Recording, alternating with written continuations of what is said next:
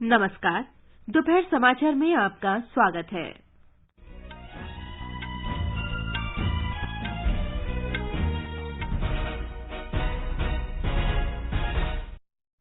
चार राज्यों और केंद्र शासित प्रदेश में चुनाव प्रचार तेजी पर।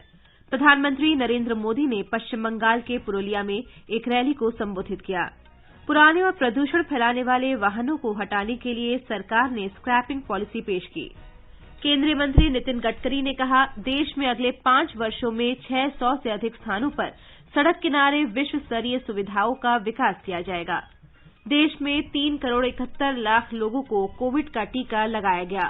स्वस्थ होने की दर 96.41%। सरकार ने कहा, 5 राज्यों में कोरोना संक्रमण में लगातार वृद्धि। वैश्विक पुनर्चक्रण दिवस आज। पर्यावरण, वन और जलवायु परिवर्तन मंत्री प्रकाश जावड़ेकर का लोगों से बेहतर कल के लिए आज पुनर्चक्रण करने का आग्रह।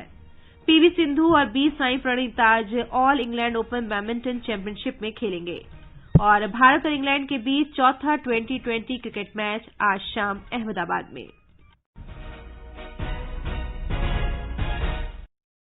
दोपहर समाचार निखिल कुमार के साथ मैं फरहत नाज। कोविड महामारी से देश एकजुट होकर लड़ रहा है। आप भी हमारे साथ सुरक्षा और बचाव के 3 आसान उपायों का संकल्प लें। मास्क पहनें, 2 गज दूरी है जरूरी, सुरक्षित दूरी बनाए रखें, हाथ और मुंह साफ रखें।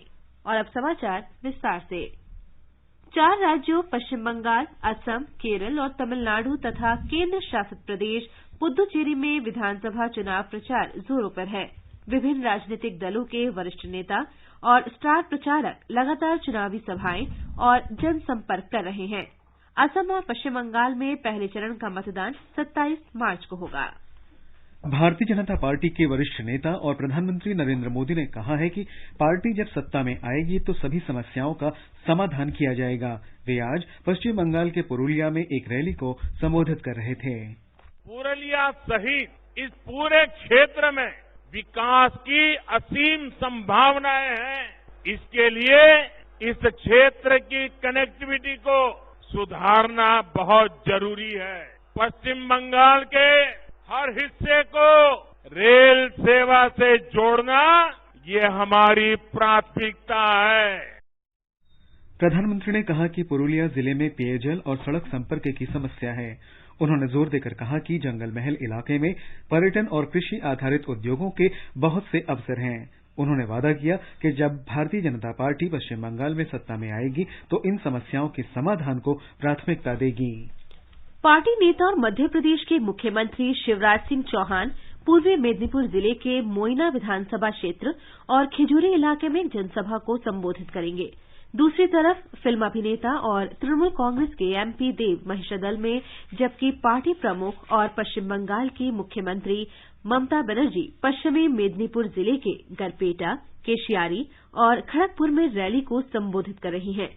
संयुक्त मोर्चा के नेता भी पूर्वी मेदिनीपुर जिले में रैलियां कर रहे हैं, जहां सीपीआईएम के राज्य सचिव सुरजियाकांत मिश्रा और आईएसएफ के नेता अब्बास सिद्दीकी के रैलियां करने का कार्यक्रम है। राज्य के अन्य हिस्सों के बाद में चरणों में मतदान कराया जाएगा।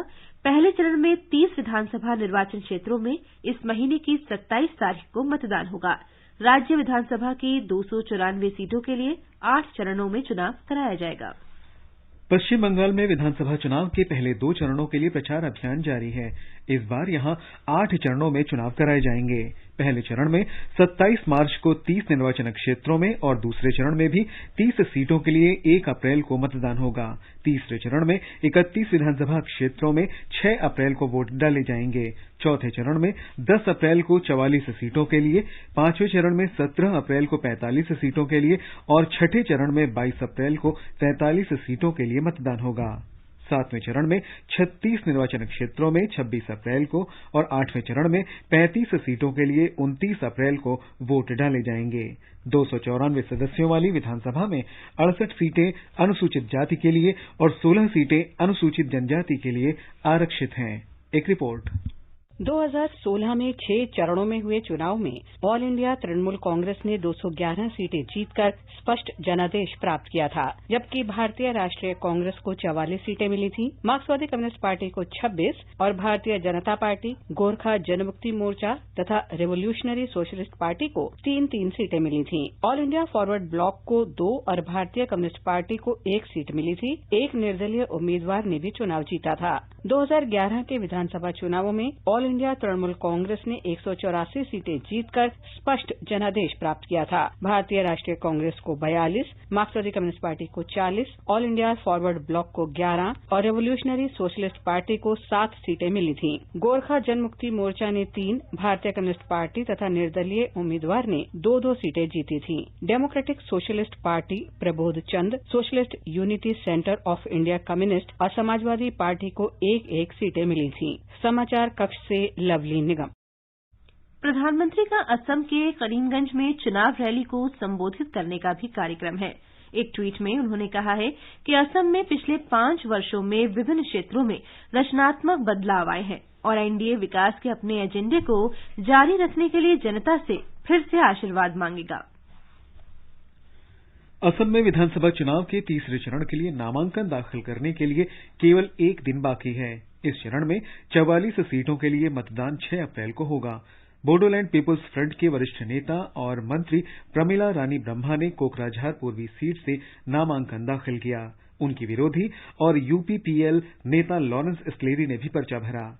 भारतीय जनता पार्टी के वरिष्ठ नेता और सोनोवाल मंत्रिमंडल में मंत्री सिद्धार्थ भट्टाचार्य ने पूर्वी गुवाहाटी सीट से, जबकि असम गण परिषद के विधायक रामेंद्र नारायण कलिता ने पश्चिमी गुवाहाटी से नामांकन भरा। कांग्रेस नेता रामेंद्र ठाकुर ने जालुकबाड़ी सीट से नामांकन पत्र दाखिल किया है।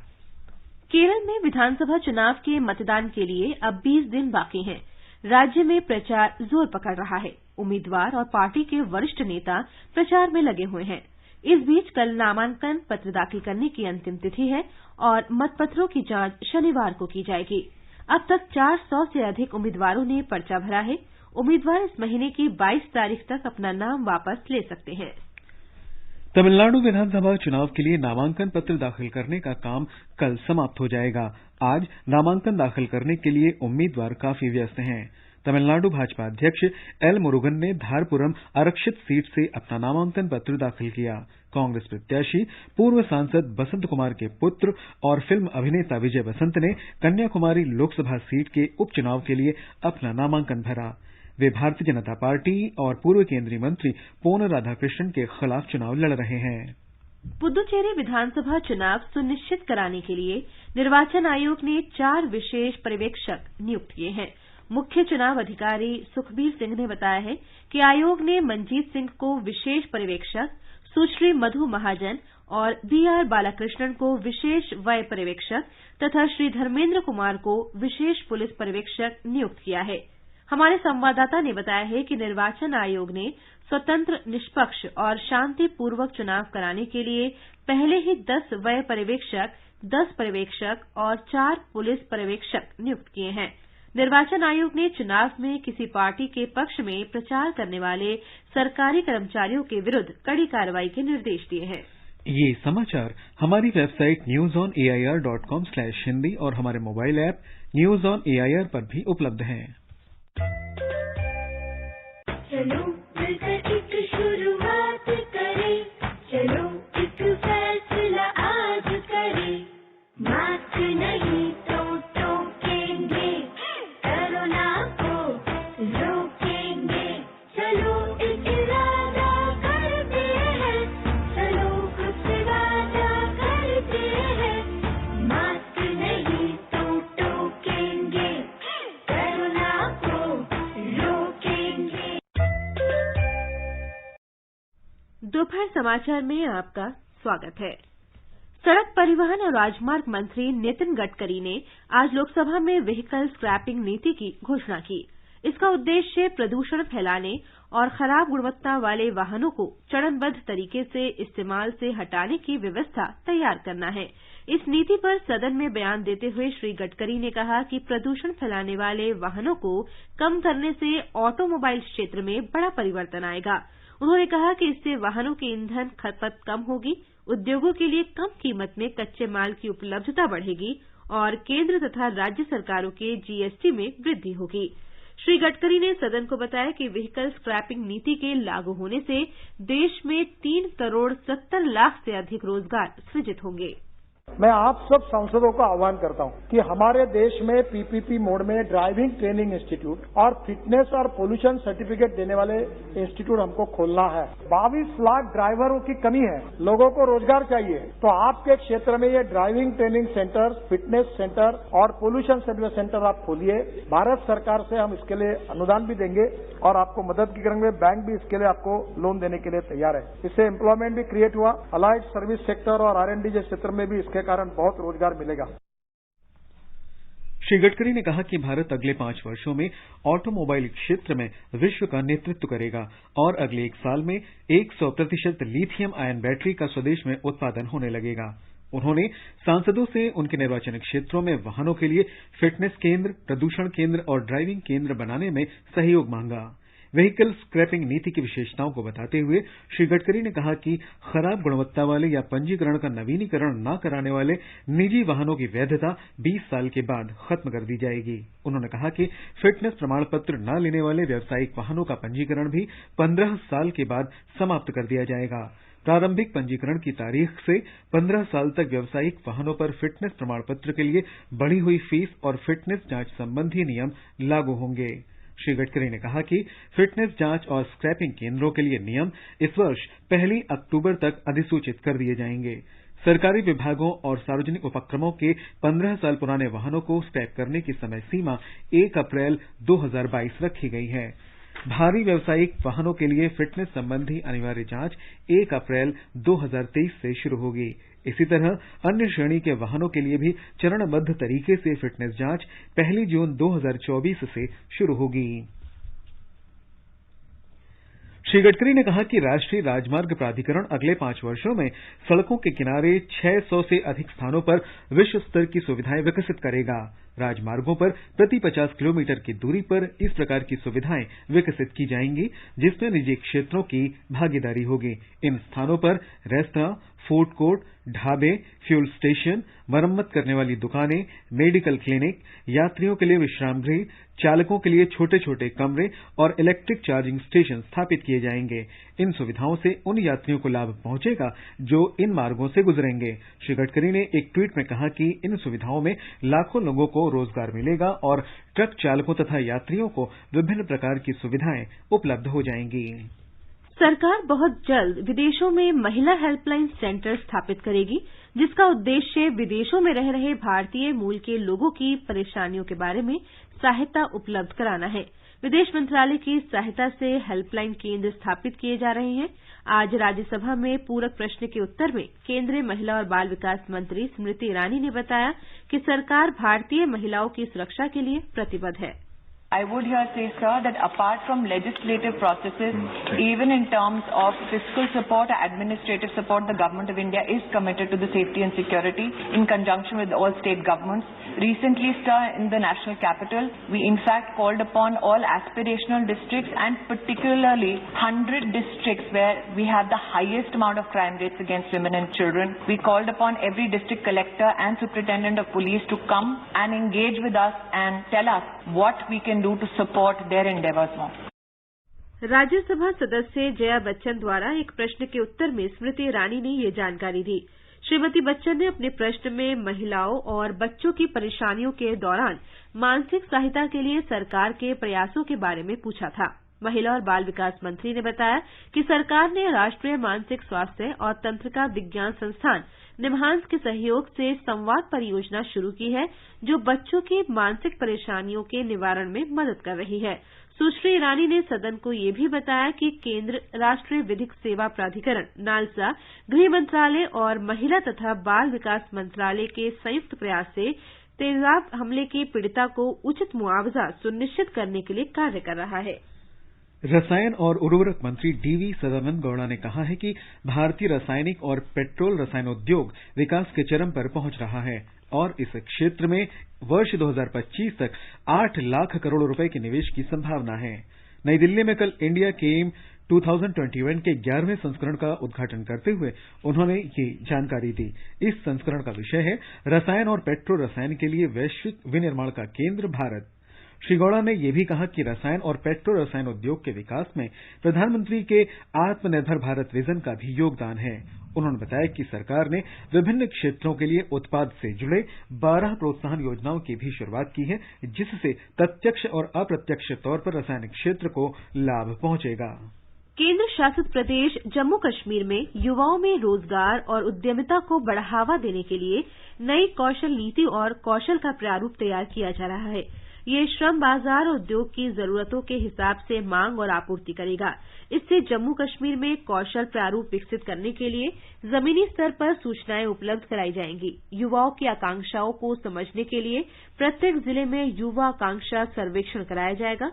इसमें युवाओं को विभिन्न प्रकार के रोजगार और केंद्र शासित प्रदेश के अंदर और बाहर के स्थानों पर जाने वाले युवाओं की प्राथमिकता को महत्व दिया जाएगा।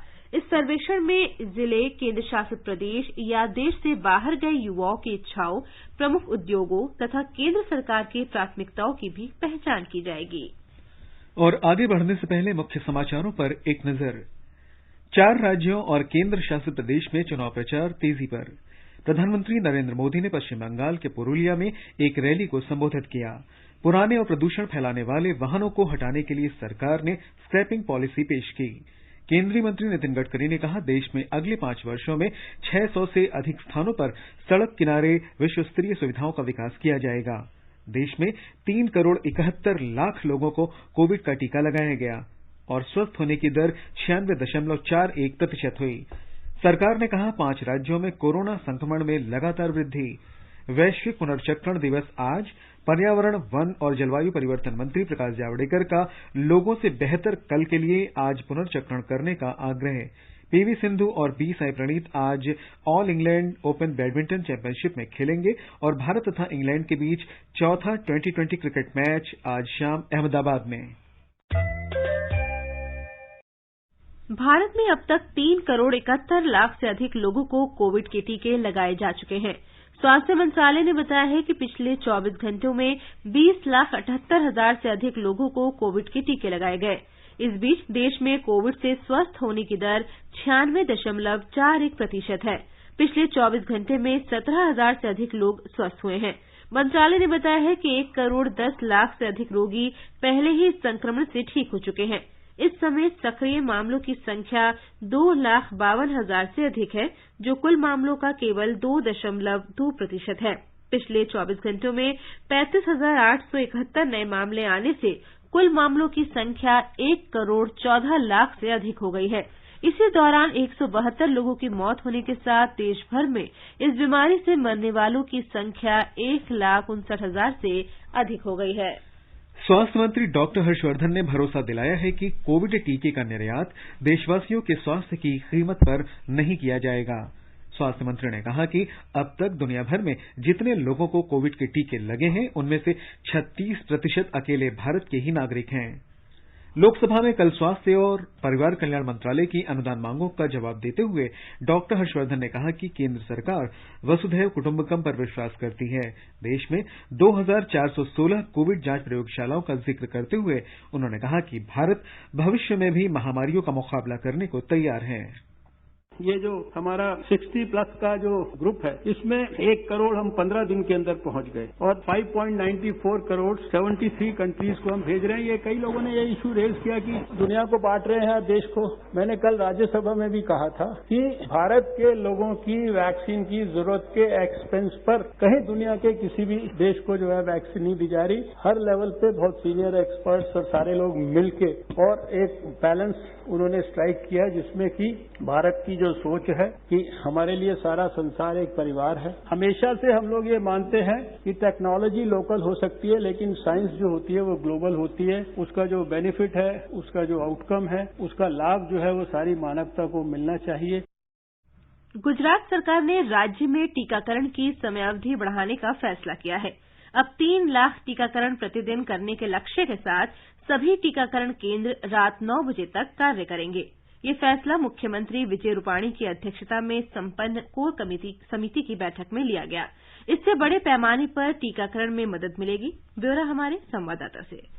प्रधानमंत्री नरेंद्र मोदी की राज्यों के मुख्यमंत्रियों के साथ बातचीत के बाद कोविड-19 के बढ़ते मामलों को नियंत्रित करने के लिए गुजरात सरकार ने अनेक उपायों की घोषणा की है। कल शाम कोर कमेटी की बैठक में स्थिति की समीक्षा के बाद परीक्षणों की संख्या बढ़ाने और नए कंटेनमेंट क्षेत्रों का पता लगाने का फैसला किया गया है। राज्य के सचिव स्तर के 4 वरिष्ठ अधिकारी राज्य में संक्रमण के सबसे अधिक नए मामले सामने आ रहे हैं ऐसे 4 प्रमुख शहरों सूरत, अहमदाबाद, वडोदरा और राजकोट में स्थिति की निगरानी करेंगे और स्थानीय प्रशासन का मार्गदर्शन करेंगे। मुख्यमंत्री विजय रूपाणी ने राज्य के गृह विभाग को अनिवार्य मास्क और सामाजिक दूरी सहित कोविड के नियमों को सख्ती से लागू करने की भी सूचना दी है। अहमदाबाद में आज से सिटी बस सेवा, स्पोर्ट्स क्लब, जिम और गार्डन अगले आदेश तक बंद रखने का फैसला किया गया है। योगेश पंड्या, आकाशवाणी समाचार, अहमदाबाद। केंद्र सरकार ने कहा है कि देश के 70 जिलों और 16 राज्यों में कोविड के मामलों में पिछले 15 दिनों में 150% वृद्धि हुई है। महाराष्ट्र, पंजाब, कर्नाटक, गुजरात और तमिलनाडु में मरीजों की संख्या प्रतिदिन बढ़ रही है। कुल सक्रिय मामलों में से 60% रोगी महाराष्ट्र से हैं। वहीं तेलंगाना में कल कोविड के 278 नए मामलों की पुष्टि हुई है। राज्य कोविड बुलेटिन के अनुसार कल 111 और लोगों के ठीक होने से राज्य में स्वस्थ होने की दर 98.69% हो गई है। राज्य में इस समय 2000 से अधिक लोगों का इलाज चल रहा है, जिसमें से 800 से अधिक लोग होम आइसोलेशन में हैं। इस बीच कोविड संक्रमण और अन्य गंभीर बीमारियों से 3 लोगों की मौत हो गई है।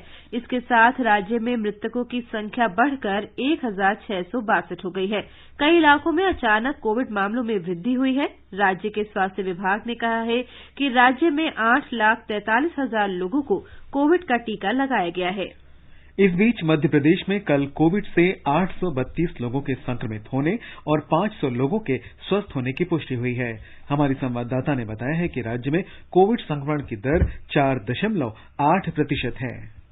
इंदौर में 232 नए मामले दर्ज किए गए हैं, जबकि भोपाल में 196 मामले सामने आए हैं। भोपाल और इंदौर के अलावा जबलपुर, ग्वालियर, छिंदवाड़ा, उज्जैन और रतलाम में भी मामलों की संख्या बढ़ रही है। 2 मरीजों की संक्रमण से मृत्यु हुई है। मरने वालों की संख्या बढ़कर 3893 हो गई है। इस बीच मास्क और जागरूकता अभियानों के लिए प्रशासन द्वारा सख्त कदम उठाए जा रहे हैं। टीकाकरण के लिए जनता को प्रेरित किया जा रहा है। प्रदेश में पहली खुराक का टीकाकरण प्रतिशत लगभग 83%, जबकि दूसरी खुराक का 72% है। पूजा पीवर्धन, आकाशवाणी समाचार, भोपाल। ये समाचार आकाशवाणी से प्रसारित किए जा रहे हैं। ताजा समाचार जानने के लिए आप हमारे Twitter handle @AIR News Hindi को फॉलो कर सकते हैं। आज विश्व पुनर्चक्रण दिवस है। प्रत्येक वर्ष धरती अरबों टन प्राकृतिक संसाधन देती है, लेकिन बहुत ही जल्द ये सब खत्म हो जाएंगे। पुनर्चक्रण सीमित प्राकृतिक संसाधनों का इस्तेमाल करते हुए विकास करने वाली अर्थव्यवस्था का महत्वपूर्ण हिस्सा है। ये सीमित प्राकृतिक संसाधनों के संरक्षण में मदद करता है। पुनर्चक्रण से हर वर्ष 70 करोड़ टन से ज्यादा कार्बन डाइऑक्साइड के उत्सर्जन को कम करने में मदद मिलती है। 2030 तक इसके 1 अरब टन होने का अनुमान है। इस बात में कोई संदेह नहीं है कि पृथ्वी और मानवता के भविष्य को बचाने की लड़ाई में पुनर्चक्रण सबसे आगे है। इस वर्ष ग्लोबल रिसाइक्लिंग डे की थीम है रिसाइक्लिंग हीरोज। इस अवसर पर पर्यावरण, वन और जलवायु परिवर्तन मंत्री प्रकाश जावड़ेकर ने लोगों से आग्रह किया है कि बेहतर कल के लिए आज पुनर्चक्रण करें। एक ट्वीट में श्री जावड़ेकर ने कहा कि कम इस्तेमाल, पुनर्इस्तेमाल और पुनर्चक्रण और पुनर्इस्तेमाल योग्य बनाना नया मंत्र है। अफगानिस्तान की राजधानी काबुल में आज सरकारी कर्मचारियों को ले जा रही बस पर बम फेंका गया, जिसमें 3 लोग मारे गए और 11 घायल हुए। पुलिस प्रवक्ता ने इस घटना की पुष्टि की है। मॉस्को में अफगानिस्तान में शांति प्रक्रिया को आगे बढ़ाने और हिंसा खत्म करने से संबंधित सरकार, तालिबान, अमेरिका और रूस सहित अन्य देशों की आज हो रही बैठक के दौरान ये घटना हुई। मध्य अफगानिस्तान में कल हुई हेलीकॉप्टर दुर्घटना में सुरक्षा बल के 9 सदस्य मारे गए। अफगानिस्तान के रक्षा मंत्रालय ने कहा है कि मैदान वारदक प्रांत में हुई इस दुर्घटना की जांच की जा रही है। मृतकों में चालक दल के सदस्य और विशेष बल के जवान शामिल थे।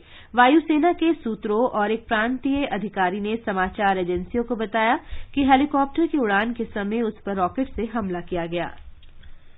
सूचना प्रौद्योगिकी मंत्री रविशंकर प्रसाद ने कहा है कि इंटरनेट पर कुछ लोगों का एकाधिकार नहीं होना चाहिए। शून्यकाल के दौरान श्री प्रसाद ने कहा कि भारत में 140 करोड़ से ज्यादा लोग फेसबुक, व्हाट्सएप और लिंक्डइन का इस्तेमाल करते हैं। उन्होंने कहा कि सरकार भिन्न विचार रखने वालों का सम्मान करती है, लेकिन मुद्दा सोशल मीडिया के उपयोग का नहीं है बल्कि इसके दुरुपयोग का है। ओलंपिक रजत पदक विजेता PV Sindhu all England badminton championship के महिला सिंगल्स के क्वार्टर फाइनल में जगह बनाने के लिए आज डेनमार्क की लीन क्रिस्टोफरसन से मुकाबला करेंगे। पहले दौर में सिंधु ने मलेशिया की सोनिया चिया को 21-11, 21-17 से हराया। साइना नेहवाल पहले दौर में चोट के कारण बीच में ही मुकाबले से हट गईं। पुरुष सिंगल्स के प्री क्वार्टर फाइनल में एचएस प्रणॉय का मुकाबला केंतो मोमोता से होगा। बी साई प्रणीत का सामना वरीयता क्रम में दूसरे नंबर के खिलाड़ी डेनमार्क के विक्टर एक्सेलसेन से होगा। लक्ष्य सेन का सामना फ्रांस के थॉमस रॉक्सेल से होगा। इस बीच किदाम्बी श्रीकांत और पी कश्यप शुरुआती दौर के मुकाबले में ही हारकर बाहर हो गए। पुरुष डबल्स प्री क्वार्टर फाइनल में चिराग शेट्टी और सात्विक की जोड़ी का मुकाबला डेनमार्क के किम एस्ट्रक और एंडरसन रासमुसेन की जोड़ी से होगा। महिला डबल्स प्री क्वार्टर फाइनल में अश्विनी पोनप्पा और सिक्की रेड्डी की जोड़ी का सामना बल्गारिया की गैब्रिएला स्टोएवा और स्टेफनी स्टोएवा की जोड़ी से होगा। इंडोनेशिया की टीम बर्मिंघम में ऑल इंग्लैंड बैडमिंटन चैंपियनशिप में नहीं खेल पाएगी। जिस विमान से ये टीम ब्रिटेन जा रही थी उसमें एक यात्री कोरोना संक्रमित पाया गया। आयोजकों ने बताया कि टीम को यात्रा के दिन से 10 दिन तक पृथकवास में रहना होगा। क्रिकेट में आज इंग्लैंड के साथ चौथा 2020 मैच अहमदाबाद के नरेंद्र मोदी स्टेडियम में खेला जाएगा। ये मैच शाम 7 बजे से शुरू होगा। आकाशवाणी से इस मैच का आंखों देखा हाल एफएम रेनबो और अतिरिक्त मीटरों पर प्रसारित किया जाएगा। कोरोना के बढ़ते मामलों के कारण मैच बिना दर्शकों के कराए जाने का फैसला लिया गया है। 5 मैचों की श्रृंखला में तीसरा मैच जीतकर इंग्लैंड 2-1 से आगे है। एक भारत श्रेष्ठ भारत कार्यक्रम के तहत सिक्किम को राष्ट्रीय राजधानी दिल्ली के साथ जोड़ा गया है। इसमें कई गतिविधियां आयोजित की गई हैं। कोविड महामारी से कार्यक्रमों के आयोजन पर असर पड़ा है। पिछले 1 वर्ष से ज्यादातर ये कार्यक्रम ऑनलाइन आयोजित किए जा रहे हैं। प्रधानमंत्री नरेंद्र मोदी ने वर्ष 2015 में इस कार्यक्रम को शुरू किया था। ये कार्यक्रम देश की विविध संस्कृति, परंपराओं और भाषाओं का सामंजस्य प्रस्तुत कर रहा है। ब्यौरा हमारे संवाददाता से। एक भारत श्रेष्ठ भारत कार्यक्रम का उद्देश्य विभिन्न राज्यों और केंद्र शासित प्रदेशों में रहने वाले विभिन्न संस्कृति के लोगों के बीच संवाद बढ़ाना है, ताकि उनके बीच संबंध और मजबूत हो सके। कार्यक्रम के अनुसार प्रतिवर्ष प्रत्येक राज्य और केंद्र शासित प्रदेश को किसी दूसरे राज्य या केंद्र शासित प्रदेश के साथ जोड़ा जाता है, ताकि लोगों के बीच आपसी संबंधों को और मजबूत किया जा सके। इस कार्यक्रम के जरिए लोगों में एक दूसरे के प्रदेश की संस्कृति, रीति रिवाज, परंपरा और खान पान के बारे में जानकारी प्राप्त होती है, जिससे देश की एकता और अखंडता भी मजबूत होती है। आनंद कुमार, आकाशवाणी समाचार, दिल्ली। महान संगीतकार भारत रत्न पंडित भीमसेन जोशी का जन्म शताब्दी वर्ष मनाया जा रहा है। इस अवसर पर संगीत सभाओं के साथ साथ पंडित भीमसेन जोशी की स्मृतियों पर आधारित कई कार्यक्रम आयोजित किए जा रहे हैं। उनका गायन हमेशा से लोगों के मन मस्तिष्क को प्रसन्न करता रहा है। आइए सुनते हैं उनका गायन।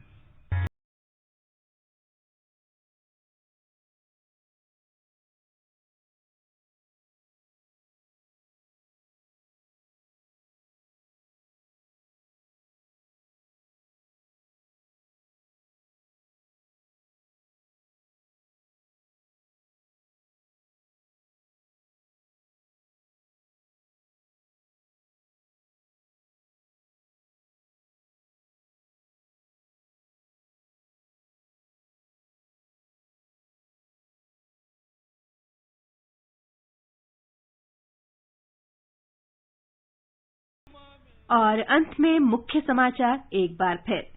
4 राज्यों और केंद्र शासित प्रदेश में चुनाव प्रचार तेजी पर। प्रधानमंत्री नरेंद्र मोदी ने पश्चिम बंगाल के पुरुलिया में एक रैली को संबोधित किया। पुराने और प्रदूषण फैलाने वाले वाहनों को हटाने के लिए सरकार ने स्क्रैपिंग पॉलिसी पेश की। केंद्रीय मंत्री नितिन गडकरी ने कहा, देश में अगले 5 वर्षों में 600 से अधिक स्थानों पर सड़क किनारे विश्व स्तरीय सुविधाओं का विकास किया जाएगा। देश में 3 करोड़ 71 लाख लोगों को कोविड का टीका लगाया गया। स्वस्थ होने की दर 96.41%। सरकार ने कहा, 5 राज्यों में कोरोना संक्रमण में लगातार वृद्धि। वैश्विक पुनर्चक्रण दिवस आज। पर्यावरण, वन और जलवायु परिवर्तन मंत्री प्रकाश जावड़ेकर का लोगों से बेहतर कल के लिए आज पुनर्चक्रण करने का आग्रह। पीवी सिंधु और बी साई प्रणीत आज all England open badminton championship में खेलेंगे। भारत और इंग्लैंड के बीच चौथा 2020 क्रिकेट मैच आज शाम अहमदाबाद में। इसके साथ ही दोपहर समाचार का ये अंक समाप्त हुआ। नमस्कार।